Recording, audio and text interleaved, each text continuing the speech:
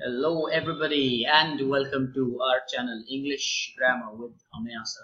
Today in this video we are going to talk about the writing skill topic, which is letter writing. Now I want you to have a pen and paper with you so that you can make notes. I don't mind you pause the video and later resume when you have the pen and paper. But anyway, let's get started. Today we're going to discuss formal letter. Informal letter, I suppose, is really something that is outdated. I don't even recollect when was the last time I used an informal letter in real life. In this era of technology, you're more likely to call, send an SMS, get in touch with WhatsApp, or be in touch with social networking sites like Facebook. Informal letter is really outdated. It's extinct almost. We are going to deal with formal letter, and mind you, I sincerely recommend, let me take this as an opportunity where I could really suggest something that the board should do. They should include topics like email drafting as an option for formal letter rather than giving formal and informal letter writing as a choice. The choice should really be between a formal letter, which is quite contemporary. Yes, of course, that exists. Business letters are there. But as a option, it should be email draft. Anyway, so let's get started with this topic at hand. Well, okay, let's discuss the format. You have the sender's address and date to the top right, rather top left. The old format was to have it on the top right here, but this is the new format, the left indented format. So you have your name, your building or your bungalow, your villa, the road, your city, followed by the pin code, and then the date. Now to discuss a few things.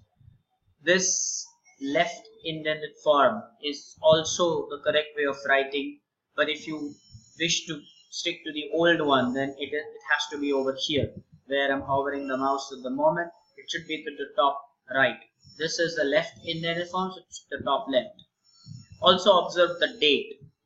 It's the best way, in my opinion, to write the date. That eliminates the problem with 15th, whether the th should be as an exponential entity or should it be adjoining, or whether the mmddy by ddmmyy format. It just eliminates everything. This is the best way to write the date.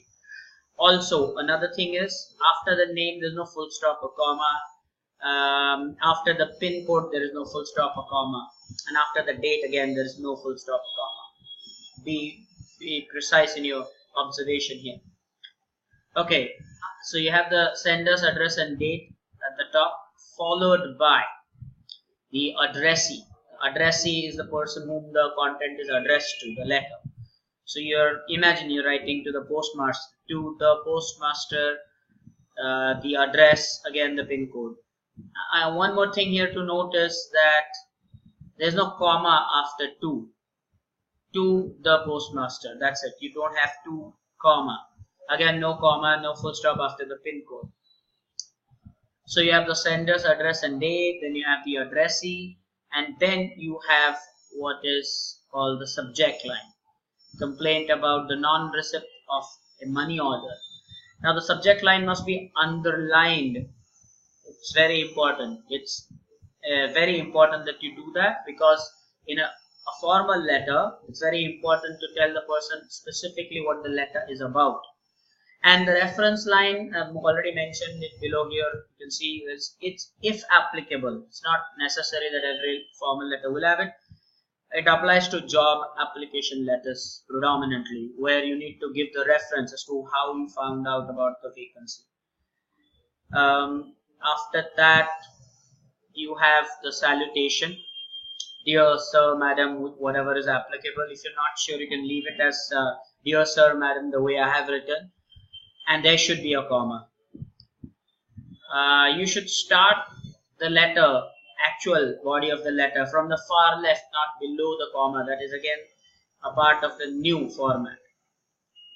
This is the body of the letter. It will continue, and we are going to see now what the body of the letter actually should include. It should include three things. It should include the introduction, like you saw the sentence, I, the undersigned, so and so, give introduction about yourself. Then do mention whether it's a complaint or a praise or an information, what exactly is the content, followed by the expectation. What do you expect the officer to do? What do you expect the addressee? What do you expect from him or her? After that, you have the complimentary clause. I suggest you go for yours faithfully, and there's a comma after faithfully, but yours is without the apostrophe. Very important thing to note. And finally, if there are any enclosures, you mention that. So if it's a job application letter, you do mention as an enclosure that I'm sending a latest copy of my, or rather a copy of my latest resume, the updated one. Also notice that resume, being a French term, has got the slant on the letter E. Resume, that's how you do it. It is not quintessential that all formal letters will have this, if applicable. So let's revise this. Let's have a complete overview. You start with the sender's address and date, followed by the addressee. You mention the receiver's address, the subject line, the reference line, if applicable, the salutation, body of the letter. I told you what was the content over there. Complimentary clause, enclosures, if any.